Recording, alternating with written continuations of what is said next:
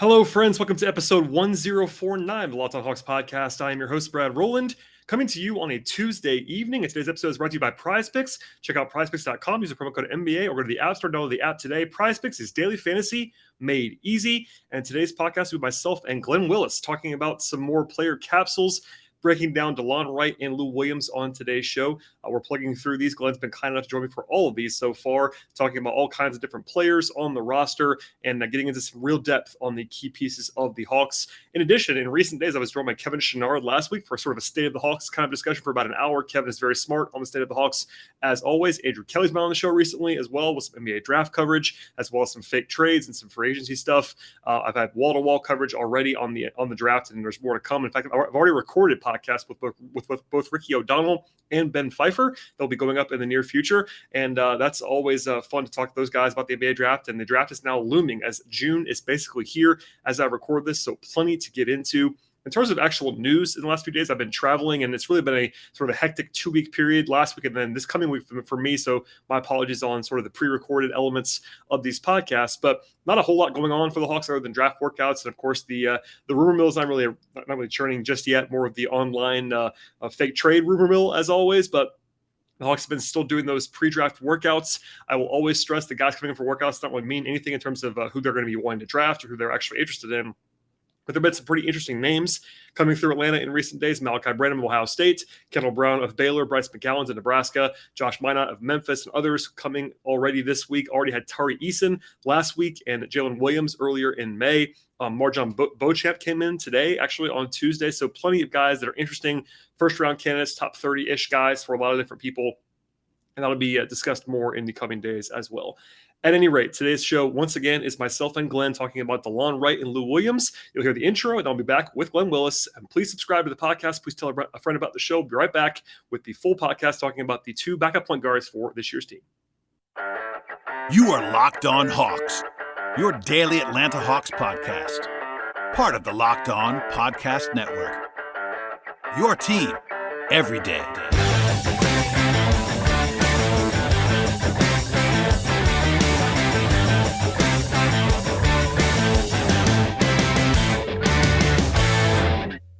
I am joined again today by my friend Glen Willis to talk about some players on the Hawks roster. This player capsule series is ongoing. Glen's been gracious enough to join me for a lot of these so far. And Glen, welcome back to discuss some veteran point guards on this episode. How are you? I'm good. Thanks for having me back. Enjoying a nice, rare sunny day out here in the Seattle area. So looking forward to getting outside some today, but really looking forward to this conversation here. Yeah, it should be fun. This is not the sexiest one. Obviously, we'll discuss on this podcast. We already have done more high-profile players from John Collins to DeAndre Hunter, etc. This is going to be the backup point guards, so not Trae Young. We'll save Trae Young for later on this episode. But Lou Williams will be brief probably on some level because he's probably going to retire or at least be something somewhere else after the season. And then we'll get into Delon Wright in a moment, who, of course, is a personal favorite of mine, famously. And I know you enjoy Delon's work quite a bit as well. Let's start with Lou, though, just to kind of knock this out. Obviously, it was a weird season in that Lou came back. I think coming into last offseason, we talked about this even behind the scenes. Like, I thought Lou might retire a year ago, and pretty much the only place that I thought he might play was Atlanta. And he ended up coming back to Atlanta. He was, for most of the season, was the backup point guard. Kind of famously, there was this discussion about Lou versus Delon in some respects and how Delon was kind of in and out of rotation. Lou ended up kind of falling out of the rotation at the end of the season. And there was an injury there, but also I'm not sure if they were in a rush to bring him back. There was kind of this weird dynamic there as well. But overall, I think it's fair to say Lou was not particularly effective for the most part. I will say, so I don't forget to do this, he was actually pretty good in January. He had a very nice 2-week stretch after he came back from a long absence. I'm not sure if he just had more juice, more energy or what, but he was actually pretty good in January. But the rest of the season, it was not particularly great.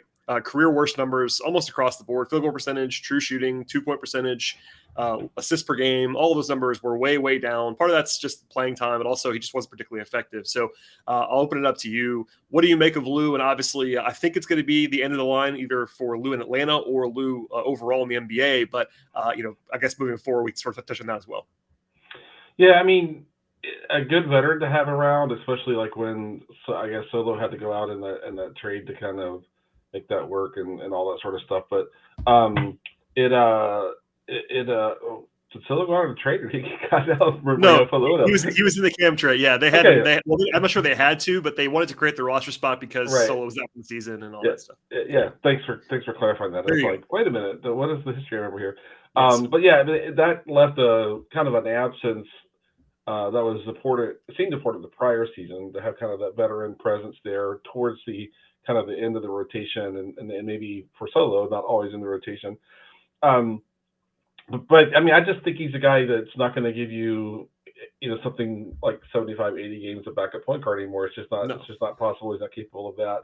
I even thought coming into the season that, he might be a guy that plays, 2 games a week and kind of that's about it. And they need to have and I thought Delon's presence coming in kind of made some sense from that standpoint. And I know we'll talk more about Delon, but I guess I wouldn't be surprised if some team is willing to give Lou $5 million again to come in and be on the very end of their bench and just kind of be that veteran presence. You could kind of see that making some sense. But I mean, I know how many times, like in the Peachtree Hoops Slack channel, we've complained about why is Lou on with Trey in the game in the third quarter when they're down by 12 points or whatever, right? It's like, how is that supposed to work defensively and such? So, I mean, what a career, if this is the end, what a career. I've always liked the phrase. It just seems like since high school, which you had an up close view of a good bit of that, but it's just like a preternatural score. You just get out of bed in the morning knowing how to score the basketball. If there's one thing, if this is the end with the Hawks, that I'm going to take away from this, there's maybe a fair focus is when they were trying to integrate a Kongwu and get a Kongwu kind of NBA ready, rotation ready, pairing him with a really experienced pick and roll point guard was really helpful. Yep. There, if you paired him with a young point guard that didn't have all of those reps, right?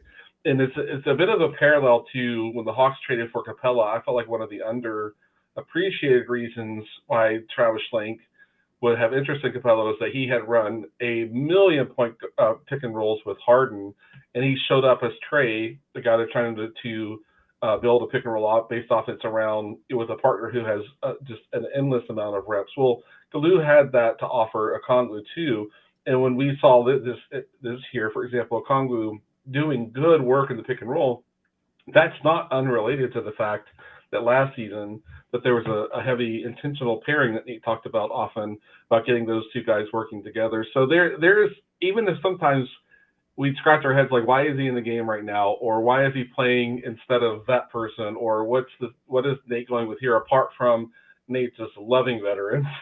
There is, I think, some real benefit that will last beyond his tenure with the Hawks, especially if that ends now, that I feel like is worth kind of appreciating. For sure. I'm glad you brought that up because I think if you want to say that is an overlooked thing, especially with Okongwu, but across the board, I mean, Trey has always embraced Lou as a vet, kind of showing him the ropes in some respects. Obviously, Trey's kind of past that point now where he needs that, but still, people can kind of forget this. Trey's extremely young still, especially last year when they brought in Rondo and Trey, Rondo and Lou in one season.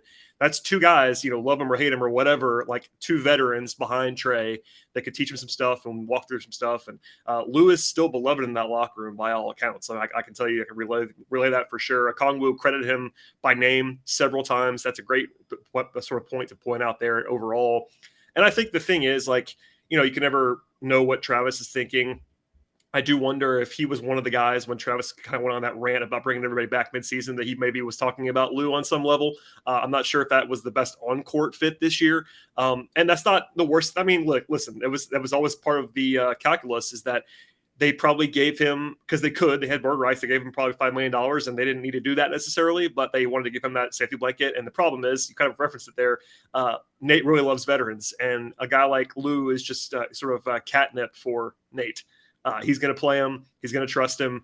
And for the most part, Lou is still Lou, just like 20% worse this year. Like, Lou still has strengths. He gets to the free throw line. He doesn't turn the ball over. He's a good shooter. It's just that he, like, basically as his career went on, especially the last year, maybe year plus, his 2-point effectiveness is kind of just gone now. Like, he basically just doesn't go to the rim at all anymore.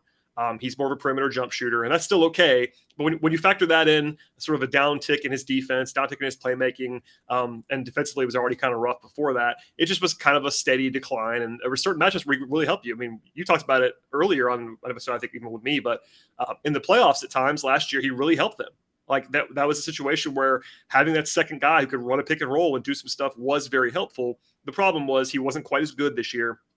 And then, trying to play him with Trey or not, all those dynamics have been talked about ad nauseum. He just wasn't quite as good. And then by the end of the year, he was banged up. I think he missed like 6 of the last 10 games of the regular season, and then didn't play at all in the playoffs. And by that point, it was the right decision. And I think they probably could have played him less. In fact, you sort of alluded to it, but I think he played more than I thought he might play this year, especially when you factored in the presence of Delon, who was healthy for the really all season long. If you told me preseason that Delon Wright was going to be healthy for the most part, and Lou was still going to play 56 games and what was it, 800 minutes, that would have felt high to me just because of all the factors in play. And I think it's because they kind of just chose Lou in that role, and they played obviously Delon, as we'll get to, is kind of more of a combo-ish guy. He can play a little bit of the two, but they definitely defaulted to Lou for too long. But I also get it. Like that safety blanket notion, I know people I was frustrated by it. And I said as much on the podcast numerous times. Like they overplayed him in my mind, but I do understand why he does bring a lot of, even now, even in a sort of a reduced state, he still brings strengths that are valuable to the table. It's just that they got a little bit too comfortable with that, I think. We'll have more with myself and Glenn coming up in a moment, but first, a word from our friends at PrizePicks. If you're looking for a daily fantasy option this year, you check out the award-winning app at PrizePicks. PrizePicks is daily fantasy made easy. I love it. I know that you will too. It's so easy to use. That's a big part of the appeal of PrizePicks. All you have to do is pick 2 to 5 players and an over-under on their projections. And if you do that, win up to 10 times on any entry. It's just you get the projected numbers, and an entire entry can be made just a minute or less. It's just that easy and timely. It's great for people like me that are always in a hurry trying to sort of knock stuff out, and PrizePicks is very convenient through that lens. It's also safe, and they offer fast withdrawal at PrizePicks. They offer props, anything you can think of. That includes points and rebounds, assists, even steals on the basketball side. They have mixed sports entries as well. So if you like MMA or soccer or baseball or hockey, pair it all together and use those skills at the exact same time in the same space at PrizePicks. And for a limited time, there's an exclusive offer for our listeners, and it's actually a no-brainer, $50 for free. If a player in your first PrizePicks entry scores even a single point, but you have to use the promo code NBA to get access to that offer. That's right, it's exclusively offered to Locked On fans. Sign up today, use the promo code NBA, $50 for free if a player in your first entry has even a single point. Check it all out today at PrizePicks. Yeah, and it's interesting when I think about a guy like him at the stage he is. I've been sharing some views, takeaways from the playoffs we're watching, right? Is that, for example, Boston just doesn't have enough ball handling for what they really need to kind of go at to deal with what Miami's kind of throwing at them. But that doesn't mean that you take a guy like Lou and make him necessarily an automatic rotation guy. But especially when Boston's out, like Smart's out with an injury, right? They have to play Peyton Pritchard, who is just a huge liability on defense.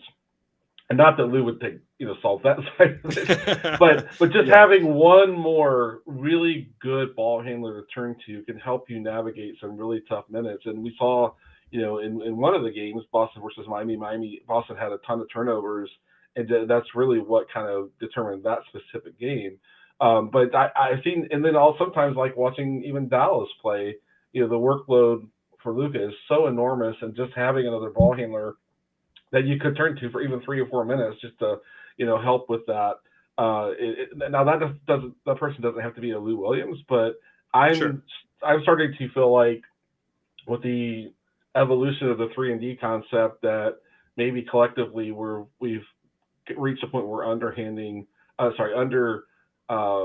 appreciating the value of ball handling, right? And that's what I think sometimes. So you look at spot 12, 13, 14, whatever in that range, having another guy who can just help you handle the basketball against real pressure defense can be valuable. And I felt like there were times, in the last two, if we're talking the last 2 seasons, there were times Lou helped close a game just because they needed another ball handler on the court to help during the shot clock, not turn the ball over and such. So, it's if he moves on, I think there's still something to kind of keep an eye on there around how do they replace that value that maybe only shows up in 5 games a year in a regular season, but 5 games can swing that can matter. two or three spots in the standings. So not to belabor that really, really marginal point, but it's something that I think is becoming more obvious as teams that can really ratchet up the defensive pressure are of recent seasons are doing really, really well. And I think that part of the roster matters.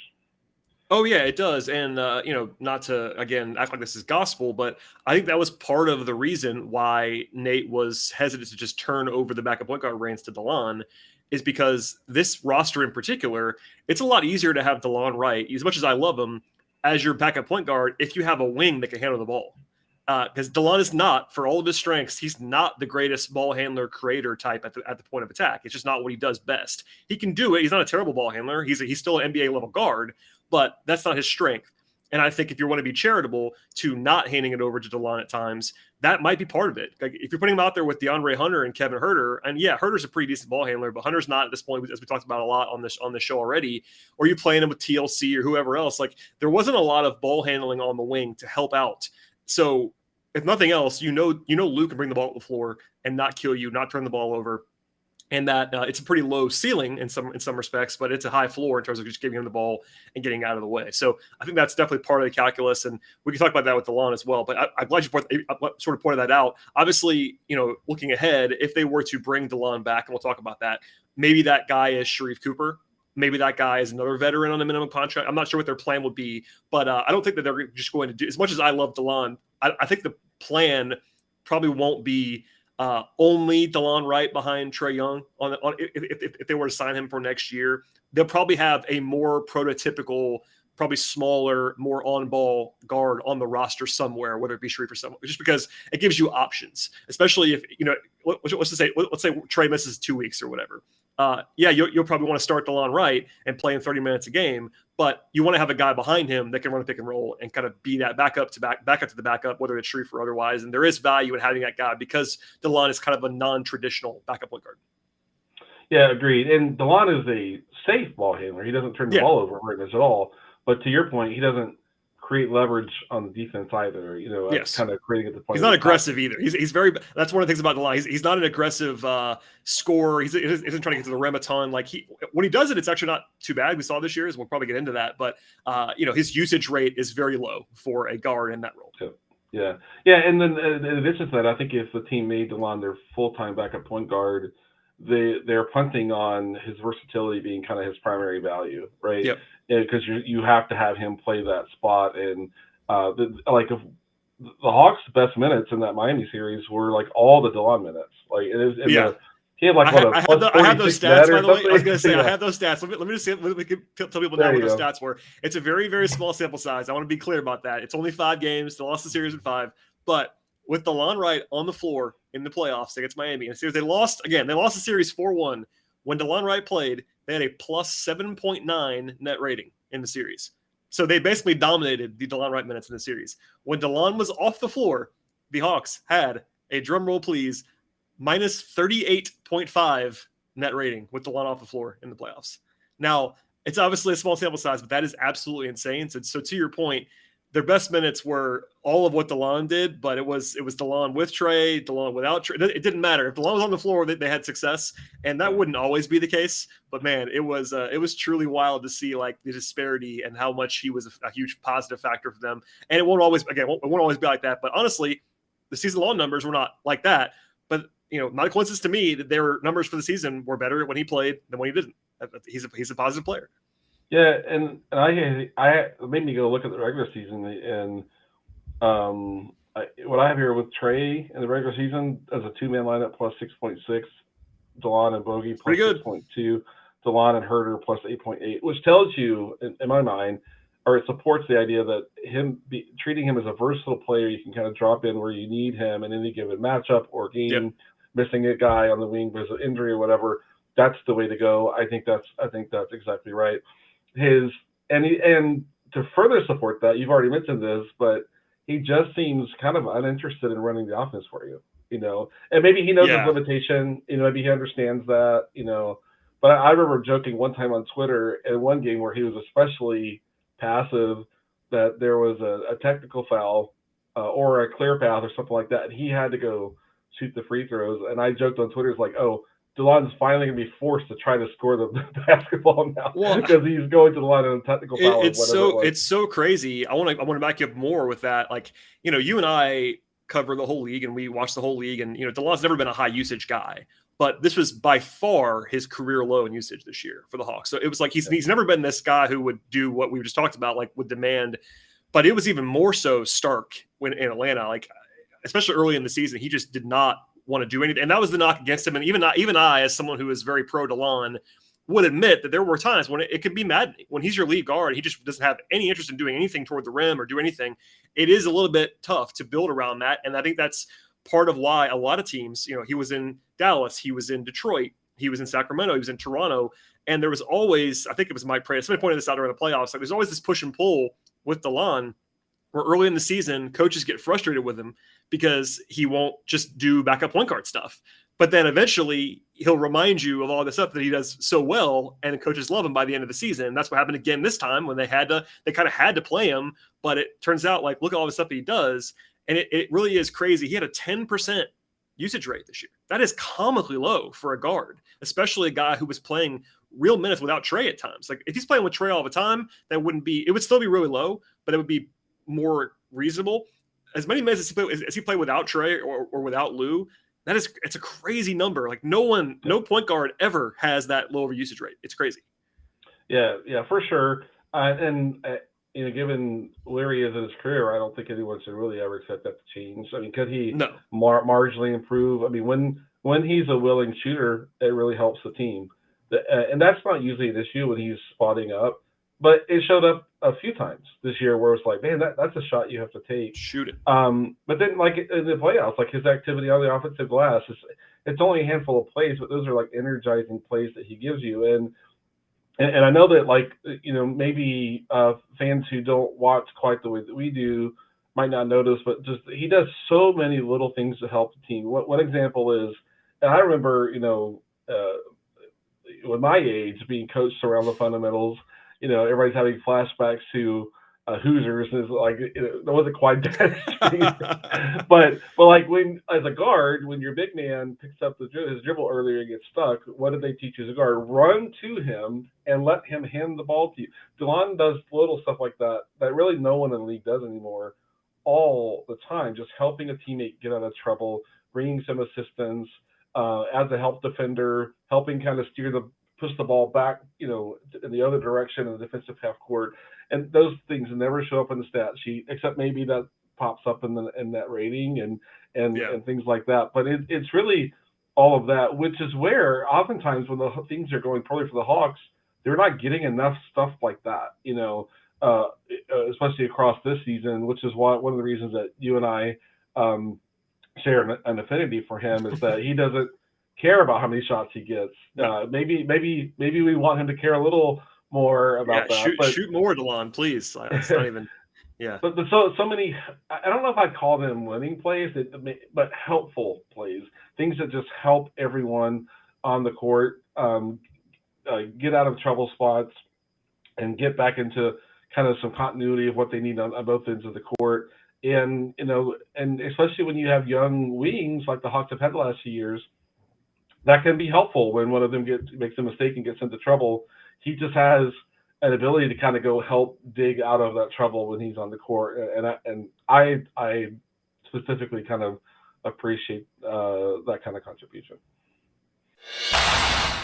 We'll have more with myself and Glenn in a moment, but first, a word from our friends at RockAuto.com. And the auto world right now has so many makes and models that it's actually impossible to find all of the car parts that you want for your car or your truck at the local chain store or dealership. Instead, you can check out RockAuto.com, because even if you actually had those parts at the dealership or at the local place down the street, you actually have to deal with these people behind the counter. They don't want to sell you what they want to sell you. Instead, make it actually easier for you and more convenient for you, and also cheaper for you by checking out RockAuto.com at home or in your pocket on the go. It's really a much better option overall. And why spend more for the exact same parts at a chain store or dealership when you can actually get the exact same parts for less at RockAuto.com? RockAuto.com is a family business. They've been serving customers for more than two decades at this point in time, and RockAuto's prices are reliably low, and they're the same for each and every customer, no matter who you are. They have all the stuff that you possibly could need for your car. That includes brake parts and tail lamps, motor oil, even carpet. And what the website right now is RockAuto.com. Check it all out to have everything that you could possibly look for in a car all in one place. And when you get there, write Locked On in the How Did You Hear About Us box, so they know we sent you to them. Check it out today at rockauto.com. They have amazing selection,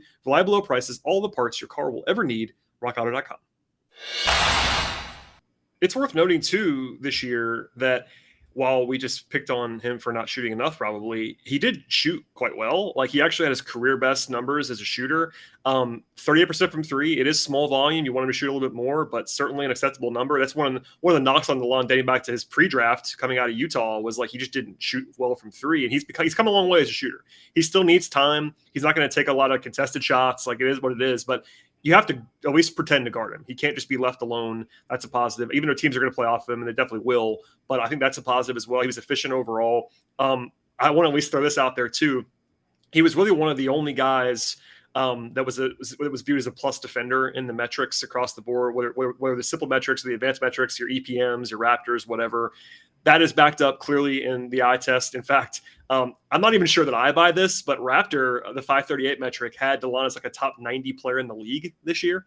That's probably leaving a little bit lofty for me even, but like it does kind of tell you that, like, he does a lot of little stuff, the winning plays, the positive plays. And like you kind of alluded to, I want to just say this plainly, he is kind of built in the lab for me to love him. It is one of those things where he just does the little things, and I try to push those things actively on the show. So people probably roll their eyes listening to the podcast, but he does just the stuff that helps you win games. That's not always going to jump off the page, which you did a good job of laying out. I do want to though ask you, like, what you make of him as a defender, because clearly we kind of know he's a good defender. That's kind of just a broadly known sentiment. He's been their best. Really, we talked about Hunter on our discussion of him. Hunter was their best wing defender and he's a guy, but I think Delon was their best perimeter defender overall this season. I think Delon was better than DeAndre was defensively for the season. If you want to, they're obviously very different roles, but he is a genuine positive. What I won't say in my view, I don't think Delon is like Marcus Smart. Like, he's not that level guy. He's not that like game-changing, game-wrecking defender. But clearly, he's a genuine positive for a team that just does not have very many of those guys. I kind of shudder to think what it might have been like defensively at time without Delon this year, because like he would be the guy they'd throw on point guards or whatever. And I wonder what you make of him defensively, because as we discussed, like maybe bringing him back and they have the bird rights and all that stuff, like they kind of need someone like Delon if they don't have Delon. Yeah, it's interesting. I think you're right. I think he was their best on-ball / point of attack defender this year. I don't think that's what you want for your roster construction, because to your point, he's not at that level. But what makes it kind of tricky to figure out, like, well, what do you want to do with Delon is when he's one player away from the ball, he is so disruptive, right? Yep. It would be a super nerdy thing to do, but if we were to rank, like, I don't know, top 25 guys and Diggs, like coming one man off the ball down to dig on the ball handler, stunting on the ball handler to disrupt the play. I mean, and so it kind of reminds me of an extreme example. Kevin and I were having a conversation about how the Bucks were missing PJ Tucker this year, and a few times in the playoffs they put Giannis on the ball. When last year, PJ guarded Trey, like I felt like that whole series, and guarded Chris Paul that whole series. And in my mind, like, Giannis is the best help defender in the history of the sport, right? Just so disruptive. Now, obviously, this isn't at that level, but that's maybe something that listeners can kind of visualize around the fact that, nobody on the team is better at jumping passing lanes, having great intuition around when a pass was going to be offline just enough to even get a fingertip on it and create that deflection and then a turnover. And then, like, we even saw, like, in the Miami series, like, so many times he would come dig down on Hero, someone who's not an A-plus ball handler in traffic, and kind of know how to dislodge that ball. So because of the fact that, as you and I have well discussed, that the Hawks were lacking so much at point of attack defense, they had to use him in that role quite a bit this season. Not ideal when you're dealing with a team that has kind of a big wing that is their primary creator, because he just doesn't have that size. He plays bigger than he is. But ideally, you want to put him on the court with someone else who can take that, and you can let him be that. Ideally, if it's funny because smart teams will not let him be the guy that's one defender away from the ball. they just smart enough to go park him on the other side of the court. But that I want him disrupting and helping at the rim, which he's uniquely good at for a guy his size and as a guard. Digging, stunting, jumping passing lanes, creating deflections. And, the Hawks weren't a high volume transition team this year, but when he was on the court, you just saw them getting a little bit more of that in ways that were helpful. So, yeah, I mean, good enough at the point of attack, but in my mind, that's probably not where you're going to get the most value from him. And again, across the season, you're going to need some of both, and that's where his versatility shows up. But I think it's important to note how helpful he is away from the ball as a help defender too. Yeah, I'm glad you point that out, that specifically, because he is really habit creating. And I just pulled this while we were talking. He led the team in deflections per 36 minutes, which is not a huge surprise, by a decent margin, actually. The only guy in his stratosphere was Cam Reddish, who was not on the team by the end of the season, obviously. And Cam famously is a pretty good off-ball playmaker. That's probably his best trait in terms of just his raw skills right now.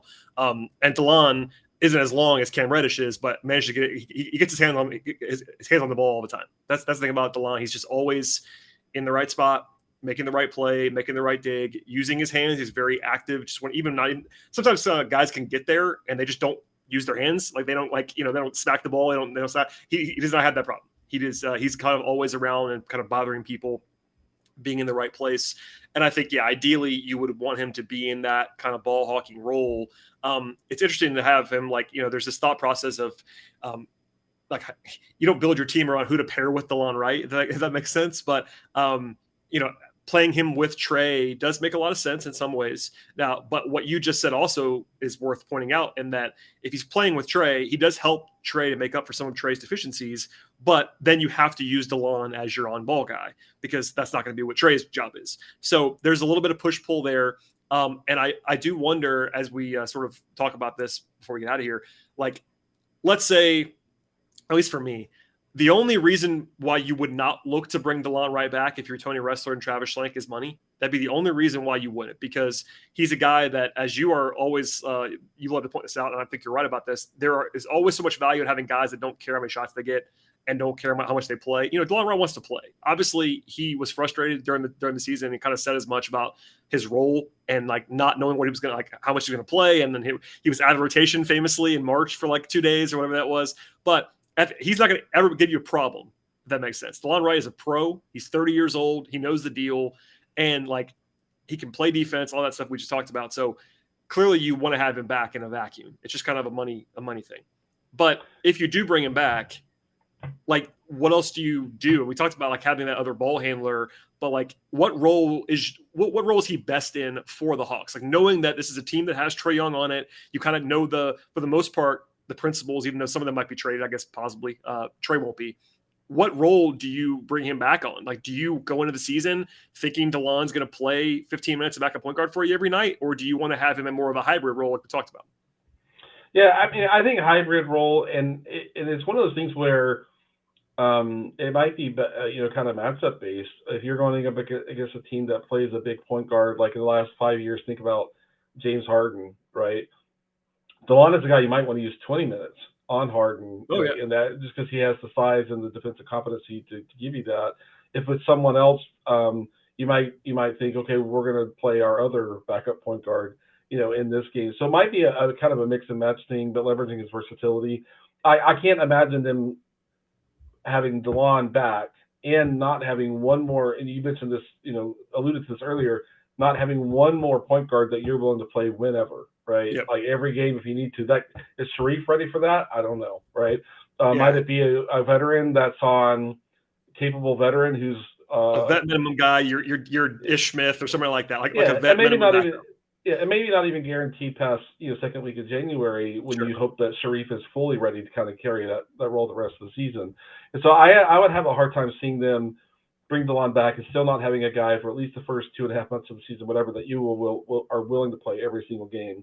The thing that will swing, I think, what the plan is for Delon is how much are the Hawks potentially willing to play more minutes with a small lineup, right? Because that's where he really can show some value. So imagine lineups, let's say Collins at the 5, Hunter at the 4, and then you're trying to mix and match, say, Herter, Trey, and Delon slides into that lineup really, really well and gives you a lot because he's a good rebounder for his size. He's a versatile defender. He's a good team defender, and he's pretty strong. So stronger than Herter, for example. And take Herter off and put Bogey on or whatever.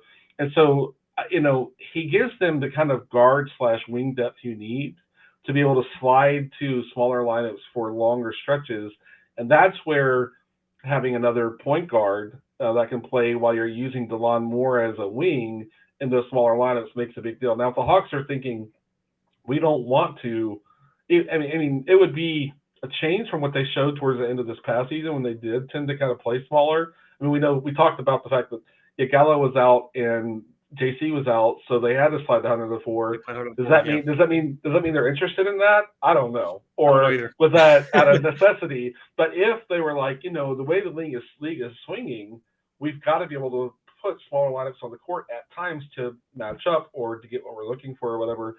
I think Delon gives you a ton of versatility from a lineup construction standpoint if he's not kind of cemented as only being able to be your backup point guard because of the way the roster is constructed. So I would stay away from having him be the full-time 18 minutes a game, whatever, backup point guard. I would want him freed up to be able to play other positions and in lineups where you can kind of modify what kind of lineup you're trying to put on the court at any given time. So I'd look for the versatility personally. I tend to agree with you, and I think it would be a little bit easier to slot Delon into that role if you also had a player the Hawks don't have, which is that that 6th, 7th man undersized combo guard scorer type. Like they don't have that guy. A lot of teams have that guy. Obviously at the high end, talk about like your Tyler Heroes or whatever you want to say, but a lot of teams have that 6'3" scoring guard that's not really a point guard. And if you played a lot of with that guy, it actually makes a lot of sense. But the Hawks don't have that guy. They have full-size wings. And, Herder does a little bit of that secondary creation stuff. Bogey can do it. Bogey can do a little bit of that as well.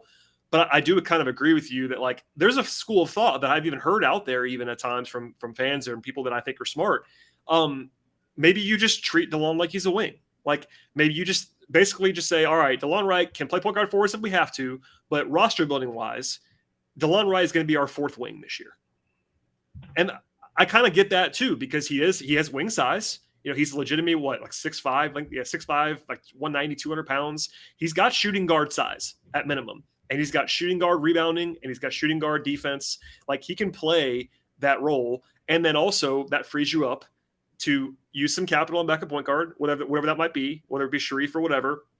And also if you get an injury or you get a situation in a matchup where, okay, Delon, tonight makes sense for you to play some point guard. He can just do that for you, but you don't have to plan on him doing that. So it's a really good thing. That's the thing I want to stress. I think you agree. Like his versatility is a very positive thing. It's also kind of, I'm not sure what the word is, challenging or whatever, to like decide what you want to do with it because of the presence of Trey, number one, because Trey's going to play 35 minutes a night and he showed he's your best player, all that stuff. But you kind of have that locked in. You know what Trey does. You know what he can do. And Delon Wright is not a guy that is good enough that you're going to make decisions about your roster building based on Delon Wright. So it's almost like this extra piece. And that's interesting because he's going to make some real money. I mean, that's the thing about this. We haven't talked about a lot on this between you and I, is that Delon was making like $9 million. I think I'll probably make less than that if I had to guess on his next contract, but it won't be the minimum. Like Delon's going to make some money. So if you're going to pay him, he's going to cost you some money. And then you got to build around that and the luxury tax and all that stuff. I'll be intrigued by it. I don't really know what their plan is. I think by all indications, Nate does not view Delon as a point guard necessarily. Like he played him there, but kind of reluctantly. That was kind of the elephant in the room through all the jokes about Nate pulling him for the rotation. Like I don't think Nate views Delon as a point guard. I really don't. I think he thinks that he can play there, and we saw that. But I wonder if they almost go into next season, if they were to bring him back, just kind of viewing him as a wing and like going from there. And I wouldn't mind that because he does a lot of things that we talked about before. He's low usage, but he fits well in a lot of lineups. And then defensively, for all the talk about how much they need to be better on the perimeter, he's the one guy that you knew this year was going to be a good defender on the floor on the perimeter. So it's like getting rid of that guy actively. I mean, if he leaves to sign a mid-level contract with somebody else, like what you got to throw your hands up. It is what it is. But if they can bring him back at a reasonable rate, you kind of just have to do it and figure it out, I think. Yeah, I mean, yeah, I know we may be, pretty well above consensus depending on who you're talking to. We're certainly higher on him than usual. I get that. But I do understand. But like in a vacuum, like giving him like even a whole 4 years at the full MLE, I think that's fine, right? It won't cost that though. I don't think it will cost that. I really don't. I mean, I agree. Unless the team is like, all we have is MLE and we need exactly that. I mean, I would be shocked if that's what he gets. Like, it shouldn't be that much. I mean, maybe more realistic is like a team might go 2 years at full MLE, not. But this is a spot though. Like, to your point, this is a spot like he's not as good as PJ Tucker. I want to say that out loud, just to be clear. But this is the spot where a lot of teams that are facing tax concerns will try to not pay that guy. Like, he's not good enough to be like a guy you have to sign. And Milwaukee's a good example recently, and they kind of had to squeeze, and it was like, all right, well, we can't pay this much luxury tax, we have to cut a guy. Maybe he's the casualty for the Hawks this year. That's definitely in play. If Tony wants to stay on, if Tony goes to Travis, no matter what he said publicly, and says, Travis, please do not go over the luxury tax, it's hard to keep Delon under that circumstances. It really is, because he's going to make more than the minimum. And that's a spot where if you had to, you could squint and be like, all right, we have Trey, we have Herter, like we can't pay you. That's tough though. And if you're a fan, put yourself in the fan shoes. And I try to do that sometimes. Like, you shouldn't accept that. Like, fans should not be like, okay, well, we can't spend the money. No, fans should want to just make your team the best. And if the team is the best, it involves Delon Wright on the team. I'm not saying he has to be the sixth man, but if he's on your roster is better than if he's not on the team. Yeah, I think he may be like the real swing player in all of this in terms of where they are in relationship to the tax and things like that. But I know that I'm not the right person to kind of get in depth to talk about all that stuff. You can do it. It's okay. I have a fine understanding of that stuff, but all of the 88 variations of this or that, I'm not in that depth. But for me, like, let's say they bring Delon back on 2 years at $7.5 per year, right? 2 years, $15 million, right? Sure. And that has them starting the season over the tax. Like, the real goal is to decide that, okay, for a lot of teams is, by the time we get to the trade deadline, we need to figure out if we're good enough to justify staying over the tax or finding a way to get under. If that's what they do with Delon, they will have no trouble trading Delon at the deadline if they're like, oh, we're on track for 47 wins. That's not good enough to be in the tax, so we've got to make some move to get back under, so that we end up being, not a tax team this year. Then Delon is easy to move in a scenario like that, in my view. So my hope is that helps them start the season with Delon on the roster. Not that I would be rooting to see him traded, but I think if Travis is trying to tell Tony, hey, we can start, at this point and maintain his favorite phrase, maintain our flexibility to get under if our season's not going as well as we want. If I had to guess how I think what their cap sheet's gonna look to start the season is, I think it's probably like that. Maybe into the tax with a really realistic path to get back under. And Delon may be the swing guy. And all he might be. Yeah, we could wrap up this conversation, but I do think that he is a guy that will command some money from someone, but I don't really know how much. I tried to figure this out and talking to people around the league. I think he's going to make less annually than he did on his last contract. That's about all I can say with confidence. It'll be more than the minimum and less than that, which is a pretty big range. That's like from $3 to $8 million. Like, that's a pretty big range for a guy like Delon Wright. Right. And it just takes one team. And I think a lot of teams will know that he can be a playoff player for you. I'm not saying you don't want to start him. You don't want to play him 30 minutes a night, but there are a lot of playoff teams that we've watched between the two of us this year that could have used Delon Wright in a lot of different matchups in a lot of different ways. So yeah, I'll be interested to see what they do. And he said he wants to stay. Obviously, players just say that. I don't know if Delon just actively loves it here and wants to stay. I don't know that to be true. Right. But that's another swing factor too, because he's made some money in his career. Like, he's not a super billionaire guy right now, but he's made some money. So maybe he wants to stay for $1 million less in Atlanta. I don't know what that's going to look like. But I would want to sign him. If I'm the Hawks, if I'm Travis, he just does a lot of things for you that are very helpful. And to your point earlier, and my points at times, the versatility is very useful because he also unlocks other stuff for you. He doesn't have to play point guard. He doesn't have to play shooting guard. He doesn't have the ball in his hands. Like, he does a lot of things that a lot of guys can sort of let's just say magnify other guys' strengths. If you have to just bury him in the corner, that's okay. He's okay with that. Yeah, right. And I mean, I know we're wrapping here, but just imagine how helpful he would be, for example, on a Brooklyn roster, right? Oh yeah. Trying to integrate Ben Simmons, who wants to be on the ball, Delon playing off, Delon taking whatever defensive assignment, especially if like Bruce Brown prices himself out of Brooklyn, right? Future Hawk Bruce Brown. Everybody wants Bruce Brown now in the Hawks. Everybody, yeah.